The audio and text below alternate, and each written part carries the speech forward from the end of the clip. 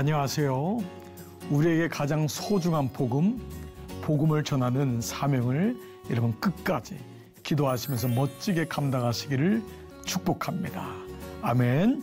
쉽고도 정확하게 알차고도 재미있게 가슴 깊이 하나님 말씀을 새기는 시간 소문난 성경교실의 저는 장찬용 목사입니다.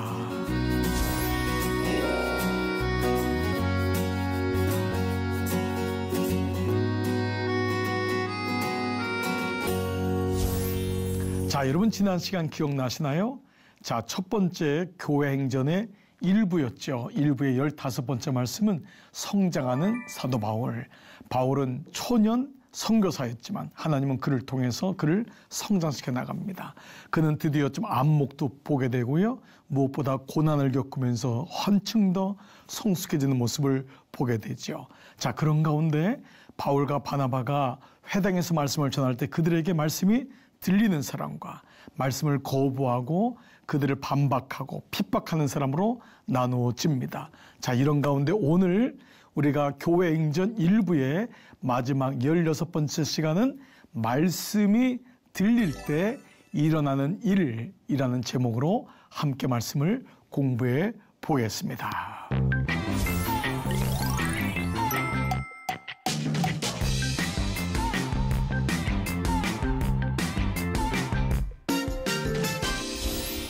네, 여러분 말씀이 들린다는 것은 축복이죠.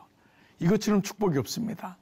말씀이 들릴 때 놀랍게도 그 말씀의 역사가 일어납니다. 저희 교우들도 보니까요. 일주일 동안 너무 힘드니까 주일날 말씀을 사모하는데 목사님 눈이 너무 감겨요. 이런 분들이 많이 있습니다. 그런데 어느 순간 목사님 말씀이 들립니다.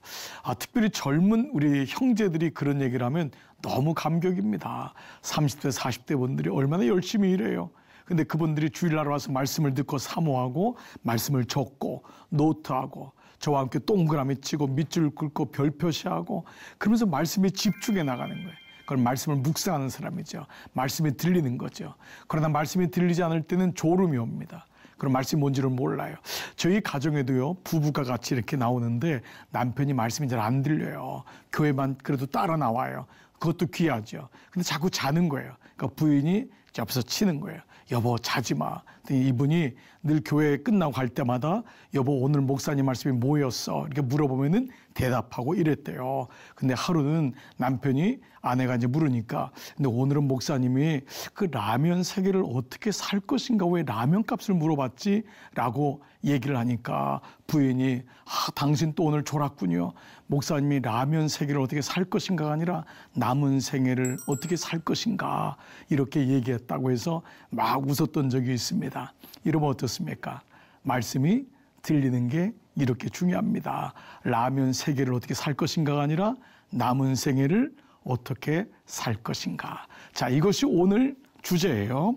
바로 사명에 대한 말씀입니다. 자, 말씀이 들릴 때 어떤 일이 일어날까요? 좋은 면으로는 사명을 회복하겠죠. 그러나 안 좋은 면으로는 주님을 떠나게 되겠죠.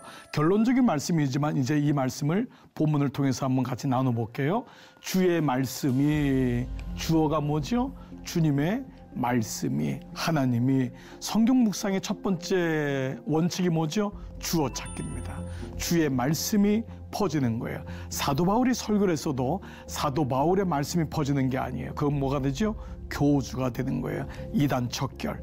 이단을 분별해야 돼요. 교주냐 말씀이냐. 목사가 귀하지만 목사가 말씀보다 커지면은 이단이 되는 것입니다. 오늘 분명히 말씀의 원리가 나와 있죠. 주의 말씀이 그 지방에 두루 퍼지니라. 이것이 복음의 원리입니다. 말씀이 퍼졌는데 이에 말씀이 퍼짐에 유대인들이 경건한 귀부인들과 그 신의 유력자들을 선동하여 말씀을 들리지 않으니까 어떡하죠? 말씀과 싸우는 거예요. 가장 불행한 인생입니다. 여러분, 예수님하고 싸우는 거예요. 말씀이 안 들리니까 어떤 사람은 평생 교회와 적을 지고 예수 믿는 사람하고 등을 지고 선동해서 바울과 바나바를 박해하게 하여 그 지역에서 쫓아내매, 박해, 선동, 쫓아내니 다 부정적인 언어잖아요. 그러니까 말씀이 들리는 게 아니에요. 안 들리니까 누군가가 말씀 전하는 사람은 싫은 거예요. 교회를 다니는데도 늘 부정적인 마음을 가지고 다니고 말씀에 대해서도 교회가 여러분 어렵죠. 물론 교회는 연약한 인간들이 모이지만 교회가 그렇게 부정적인 것만은 아니지 않습니까? 그런데 이상하게 부정의 씨가 심겨진 사람은 교회가 아무리 좋은 일을 해도 부정적이에요. 말씀이 들어가잖아요. 여러분 물론 목회자엔 저같이 부족한 사람들이 많습니다. 그렇지만 목사님들이 다 그런 것만은 아닙니다. 정말 소리 없이 빛 없이 곳곳에서 사명을 감당하고 있는 목사님들이 훨씬 많습니다. 그런데 목사에 대해서 부정적이다 보니까 말씀이 들리질 않아요. 교회 나오는 게 어려운 거예요. 지금 이런 일들이 일어나서 거부하고 박해하고 쫓아내는 일들이 일어났죠. 그러자 두 사람이 바나바와 바울 보세요. 반대하는 이들을 향한 태도를 보세요. 그들을 향하여 발의 티끌을 떨어버리고 이고니온을 가거늘. 무슨 말이냐면 그들에게 직접적으로 한 게 아니에요.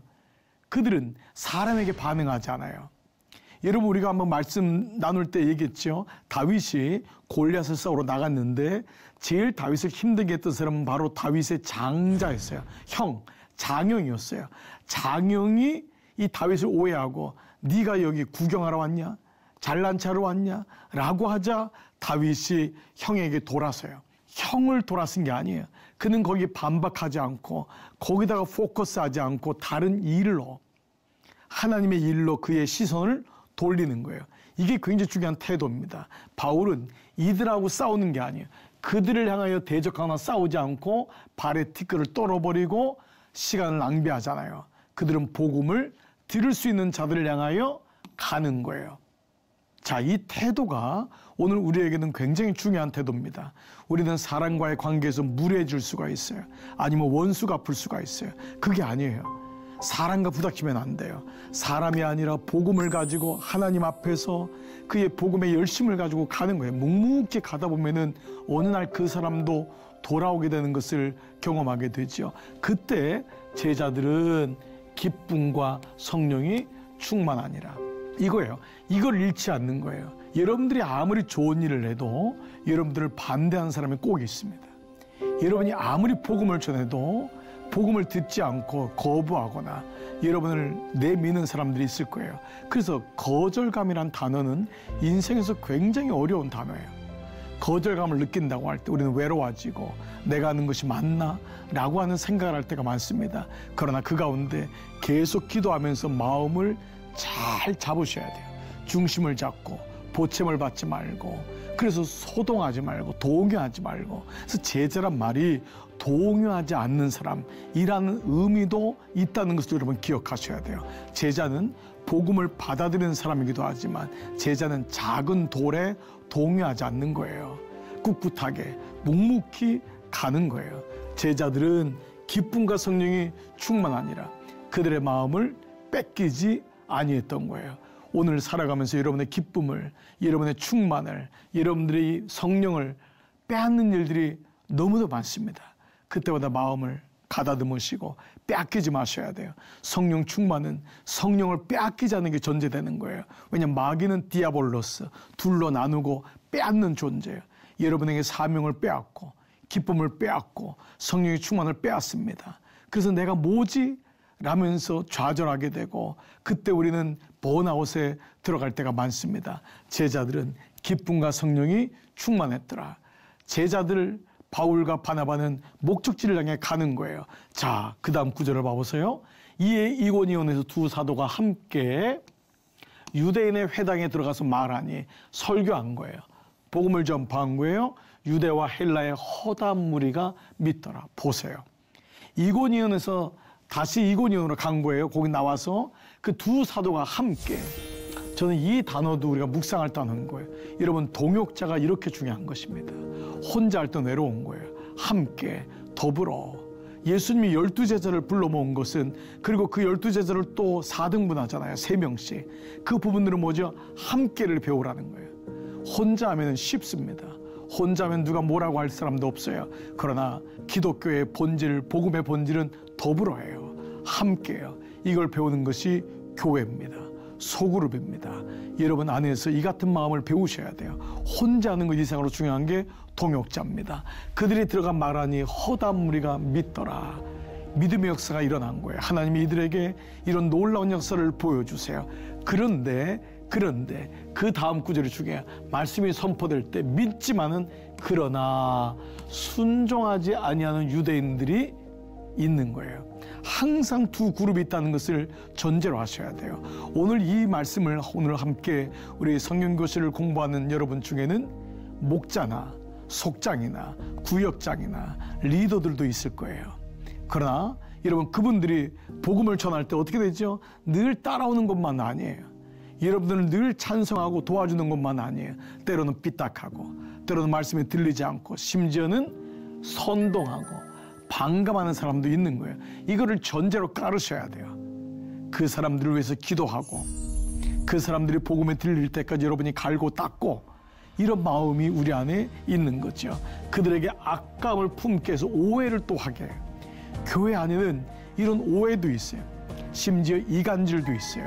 영어로 backbiting이라고 하죠. 뒤에서 씹는 거예요. 그 말 그대로. 이런 일들이 우리 인간인지라 모이면 늘 아픔이 있고 연약함이 있습니다. 그러나 그때마다 제자들은 기쁨과 성령이 충만했더라. 놓치지 않는 거예요. 묵묵히 원 바이 원 하나하나 걸어가면은 분명히 하나님의 일들이 일어날 줄 믿습니다. 자, 보세요. 두 사도가 오래 있어. 인내를 가지고 있는 거예요. 두 사도가 이고니온에서 오래 있어. 인내를 가지고 오해가 있고 악감을 품게 하는 일이 있어도 묵묵히 그 자리에 있을 때 주님을 힘입어 담대히 말하니, 이게 다 현재 완료형들이에요. 뭐죠? 옛날부터 지금까지 계속해서 이루어져 왔던 거예요. 과거형이 아니에요. 과거에만 열심히 했다가 아니라 지금까지 계속해서 진행해 왔다. 근데 놀라운 게 있어요. 그렇게 하니까 주께서 주어요. 누가? 주께서 그들의 손으로 표적과 기사를 행하게 하여, 주님께서 바울과 바나바의 손을 통하여, 누가 일으킨 것이죠? 바울과 바나바가 아니라 주께서 이거를 잊지 않는 걸 가르쳐 초심을 잃지 않는 거예요. 누구든지 목회든지 예수 믿는 연한이 오래되면은 초심을 잃어버리게 돼요. 주어가 잃어버리는 거예요. 주어가 희미해지고 내가 주어인 것 같아요. 그러면 필히 타락하게 되고 필히 여러분 어려움을 당합니다. 그때마다 초심을 붙잡는다는 것은, 첫사랑을 회복한다는 것은 주께서 나와 함께 하시거라. 주님이 내게 힘을 주셨고 주님이 그들의 손으로 표적과 기사를 행하게 하여서 자기 은혜의 말씀을 증언하시니, 하나님의 은혜의 말씀을 그들을 통하여 증언하신다. 여기 놀라운 말씀이 있어요. 또 하나는 표적과 기사는 주의 말씀을 전하기 위한 도구가 돼야 돼요. 치유 사역 자체가 목적지가 되면 안 됩니다. 그래서 여러분, 그 수많은 치유 사역자들의 마지막이 평탄치 않았던 게 뭐냐 하면, 고쳐지니까 다 이 사람이 교주인 거예요. 이 사람이 대단한 거예요. 사람인지라 자기가 고쳐주는 걸로 착각하는 것입니다. 우리에게 나타나는 모든 교회 안에 일어나는 치유, 회복, 표적, 기사, 모든 역사는 주의 말씀을 증언하기 위한 도구가 되는 거예요. 주의 말씀만이 목적지가 돼요. 주의 말씀만이 살리는 거예요. 이것이 말씀 목회고 말씀 신앙인 거예요. 표적을 따라가시면 안 돼요. 기적이 없다는 게 아니에요. 기적을 따라가면 날마다 쓰러지는 데 가서 쓰러지는 것이 신앙생활인 줄 알아요. 어떤 사람은 병 고친 데 있으면 병 고친 데 따라다녀요. 어떤 사람 방언한다고 하면 방언한 사람만 따라다녀요. 어떤 목사님이 막 은혜가 있다면 그 목사만 쫓아다니는 거예요. 그러다 나중에는 영적으로 다 비어가지고 아무것도 아닌 거예요. 그 수많은 목사님들의 말씀을 들어도 하나님 말씀을 내가 읽고 내가 묵상하고 그걸 가지고 살아내는 것, 이것이 말씀 목회요, 말씀 신앙인 거예요. 오늘날 같은 시대는 특별히 분별의 시대입니다. 여러분, 잘 말씀을 가지고 한번 봐보세요. 저 목사님이, 저 교회가, 저 사람이 말씀을 전하는가, 아니면 말씀을 가지고 이용해서 사람들을 선동하는가, 이 구분이 없으면 우리는 끌려가는 어리석은 믿음으로 갈 수 있다는 것입니다. 사도행전은 이렇게 분명히 원리를 우리에게 보여주고 있는 것이죠. 자, 보십시오. 그러나 이렇게 말씀을 전하지만 말씀을 전하는 사람에게 어려움이 오는 거예요. 그들이 알고 도망하여 루가니오의 두 성 루스드라와 도베와 그 근방으로 가서 거기서 복음을 전하더라. 핵심은 뭐지요? 고난을 받지만 오히려 복음을 전하는 거예요. 오히려 바울은 고난받지만 얼마나 아프겠어요. 힘들겠어요. 낙심하겠어요. 그러나 그것을 통하여서 거기서 또 다른 지역에 가서 복음을 전하는 거예요. 이게 전도자의 사명인 거예요. 여러분이 어느 곳에 가든지 아픔을 당할 수가 있어요. 거절을 당할 수가 있어요. 그러나 낙심하지 마세요. 또 다른 곳에 가서 복음을 전하는 것입니다. 복음을 전하는 것이야말로 가장 놀라운 은혜인 것이죠. 자, 그런데 이제 루스드라에 갔는데 놀랍게도 루스드라에서 놀라운 일이 일어납니다. 거기에 발을 쓰지 못하는 한 사람이 앉아 있는데 마치 사도행전 2장에 보면은요, 미문 성전에 앉은 배가 있는데 나면서부터 발을 쓰지 못하는 앉은 배가 있는데 미문이라고 하는 유대인의 성전에 앉아 있는 거, 회당에. 그건 뭐죠? 유대인의 모습이 그런 모습이다. 근데 그때 베드로와 요한이 뭐라 그러죠? 내게 있는 금과 은은 내게 없거니와 내게 있는 것으로 내게 주노니 곧 일어나 걸으라. 내게 있는 것, 복음을 너에게 주노니 일어나 걸으라. 마치 루스드라도 발을 쓰지 못하는 한 사람이 앉았는데 나면서 걸어본 적이 없는 거예요. 네, 이것은 인간의 실존을 보여주는, 인간의 모습이 어떠한지를, 유대교의 모습을 보여주는 거예요. 그에겐 능력이 없는 거예요. 일어설 수 없는 거예요. 자, 이런 가운데 바울이 말하는 것을 듣거늘, 설교하는 걸 듣거늘 루스드라에서 나면서부터, 그도 유대인이었잖아요. 한 번도 복음을, 말씀을 받지 못했던 그 사람이 바울이 말하는 것을, 그가 복음을 말하는 것을 듣거늘. 이것이 믿음의 시작이에요. 들리는 것입니다. 듣거늘. 그래서 믿음은 뭐죠? 믿음은 들음에서 난다. 믿음이 듣는 거예요. 말씀이 듣거늘.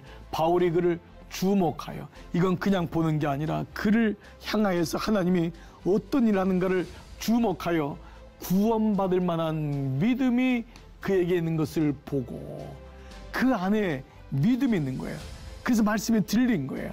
그래서 뭐라고 하죠? 큰 소리로 이르되 선포한 거예요. 내 발로 바로 일어서라니 그 사람이 일어나 걷는지라.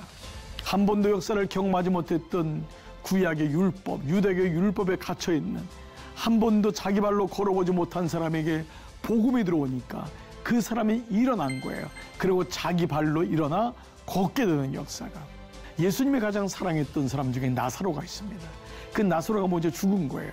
칭칭칭칭 모든 붕대를 감은 거예요. 뭐라고 하죠? 붕대를 풀어라. 그리고 그로 인해서 걷게 하라.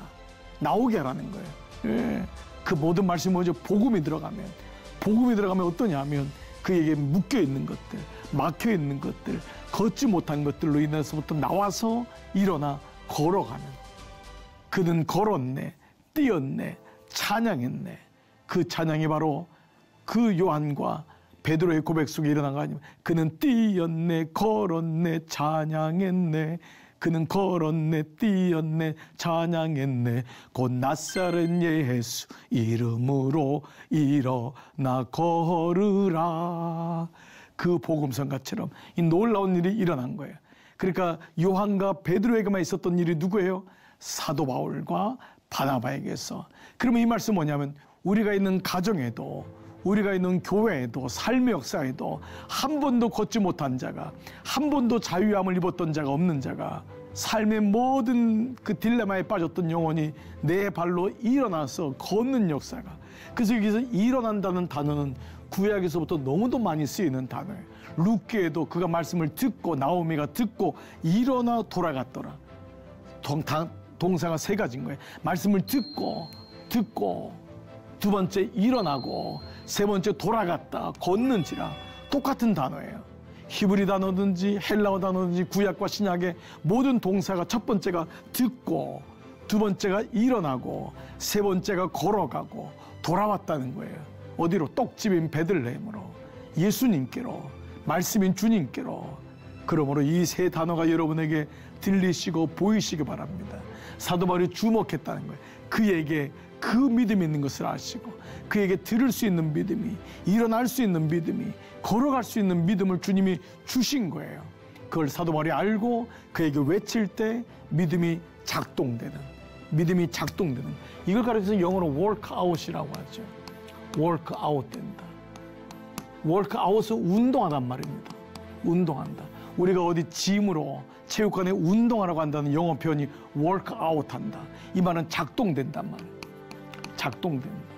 작동된다. 총이 아무리 근사해도 총알이 안 나가면은 그거는 그냥 고물입니다. 비행기가 아무리 좋아도 뜨지 않으면 고물입니다. 자동차가 아무리 겉이 좋아도 달리지를 못하면 고물인 것입니다. 믿음도 마찬가지입니다. 믿음은 들려야 되고, 믿음은 일어서야 되고, 믿음은 돌아가야 되는 거예요. 걸어가야 되는 거예요. 즉 workout, 작동돼야 된다. 그래서 하나님 말씀은 살았고 운동력이 있어서 그것이 바로 workout이에요. 하나님 말씀은 살았고 히브리서 4장 12절 말씀 운동력이 있어서, 예, 양날에서는 어떤 곰보다도 예리하여 우리의 혼과 우리의 영과 육, 관절과 구슬을 쪼개고도 자르게 남음이 있더라. 그런데 이어지는 고난이 옵니다. 유대인들이 안디옥과 이고니에서 와서 무리를 충동하니 계속 마귀는 마귀의 일을 열심히 내는 거예요. 이게 마귀의 일이에요. 마귀는 자기 일을 하는 거예요. 그들로 돌로 바울을 쳐서 죽은 줄로 알고, 바울이 이때 거의 죽은 거예요. 다 죽었어요. 얼마나 고난이 심했으면 돌로 쳐서 충동해서 죽었어요. 끌어낸 거예요. 이런 일까지 일어난 거예요. 그러자 제자들이 오히려 마음을 굳게 하여 믿음에 머물러 있으라 권하고, 우리가 하나님의 나라에 들어가려면 많은 환난을 겪어야 할 것이라. 복음에 대해서 전할 때 어려움이 온 거예요. 인생을 살면서 어려움이 와요. 수고하고 무거운 짐진 자들아, 우리 모두가 인생의 짐을 지고 있는 거예요. 근데 그때 결정하는 거예요. 마귀의 할 일은 우리를 무너뜨리고 우리를 나누게 하고 우리에게 고난을 주고, 그런데 우리가 정의를 내는 거예요. 환난이 올 때 마음을 굳게 하면 돼요. 마음을 다시 모으는 거예요. 그리고 믿음에 머물러 있는 거예요. 그리고 뭐지요? 우리가 믿음으로 살려면 많은 환난을 겪어야 하는 거예요. 이게 마땅한 거예요. 왜? 인생이 광야니까. 인생을 성경은 꽃길이라고 한 적이 없어요. 인생은 꽃길, 광야 같다라고 하지 않았어요. 인생은 광야다. 이것이 정확한 정의예요. 정의를 정확히 내리면은 그 다음에 문제가 없어요. 환난이 광야니까 많은 환난이 오는 거예요. 꽃길이라면 많은 환난이 없죠.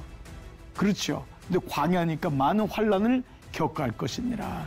그래서 각 교회에서 장로들을 택하여 믿음의 어른들, 믿음의 영적 아비들을 택해서 금식 기도하며 그들이 믿는 주께로 그들을 위탁하고, 이렇게 그들에게 양육을 위탁한 거예요. 교회를 세운 거예요. 교회는 누군가를 위탁하고 그들로 주님의 말씀을 전하기는 위탁하는 거예요. 이게 양육인 거예요. 그래서 모든 교회는 양육 시스템이 있는 거예요. 제자는 재생산이 이루어져야 되기 때문에, 제자는 나 혼자 잘 믿는 게 아니에요. 이걸 구원의 계보가 흐른다라는 말을 써요. 믿음은 나 혼자 있으면 죽어요. 언제 믿음이 성장하냐면 재생산할 때, 다른 사람을 세우고 그에게 복음을 위탁하고 그들이 또 다른 제자를 만들어가는 거예요. 이게 기독교의 본질인 거예요. 교회는 어른 세대에서 멈추면 안 돼요. 그 믿음이 할아버지로부터 아버지로, 아버지로 자녀로, 손주로 믿음의 계보가 흘러가는 것, 이것이 바로 지금 바로 제자들이 했던 믿음의 원리인 것을 보게 되죠. 자, 포기할 수 없는 거예요. 그들이 이르러 교회를 모아 환난 가운데 교회를 연합해서 하나님이 함께 행하신 모든 일과 이방인들에게 믿음의 문을 여신 것을 보고하고 이걸 얘기한 거예요. 선언하고 나누고, 그리고 제자들과 함께 오래 있으니라. 제자들과 함께 오래 있으니라. 거기서 복음을 전하게 된 거예요. 여러분, 원리들이 보이십니까? 동그라미 친 게 보이십니까? 이런 원리들을 통해서 사도 바울은 성장해낸 거예요. 말씀이 들릴 때 마귀는 자기 역할을 충실히 감당하는 거예요. 예수 믿는 우리를 무너뜨리고 낙심하게 하고 떠나게 하고, 그런데 그 가운데 우리는 환난을 겪는다. 마음을 굳게 해야 된다. 더불어서 같이 가야 된다. 장로들을 세우고 복음을 위탁해야 된다. 그리고 그들이 하나님께서 함께 하심을 모든 교회들이 이때일수록 모아야 된다. 흩어지면 안 돼요. 디아블로스는 뒤로 둘로 분리되는 거예요. 마귀는. 우리는 모으는 거예요. 마귀는 나누게 하고 성령은 하나 되게 하고. 그래서 제자들과 함께, 우리가 제자는 뭐죠? 양육된 사람들. 바울과 바나바만이 아니에요. 모든 믿음의 제자들과 함께 오랫동안 있으면서 거기서 함께 복음을 전할 때 교회가 굳건하게 되고 믿음의 역사가 일어나는 것이죠. 이것이 바로 오늘 16번째 마지막 말씀이 들릴 때 어떤 일이 일어나는가. 놀랍게도 이 일로 교회는 성장하게 되고 제자들은 더욱더 하나님을 바라보게 되는 것입니다. 여러분 유익한 시간 되셨나요? 사도행전 1부 교회행전, 이 교회행전은 이라는 말씀으로 지금까지 함께 했습니다. 여러분 교회는 그냥 세워지지 않았습니다.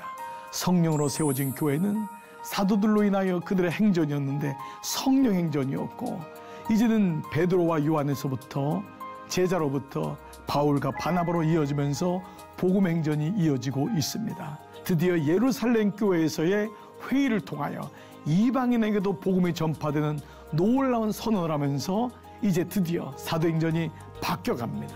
놀라운 은혜가 이어지고 있는 것입니다. 여러분 기대해도 좋을 것입니다. 자, 오늘 수업은 역시 유튜브를 통해서 볼 수 있습니다. 언제든지 말씀을 들으시고 사랑하는 분들, 기도하는 분들께 나누시고 권면하시기를 부탁을 드립니다. 애청하시고 시청하시고 함께해 주신 여러분 모든 분들께 감사드립니다. 여러분 수고 많으셨습니다. 고맙습니다. 저도 늘 기도하겠습니다. 안녕히 계십시오.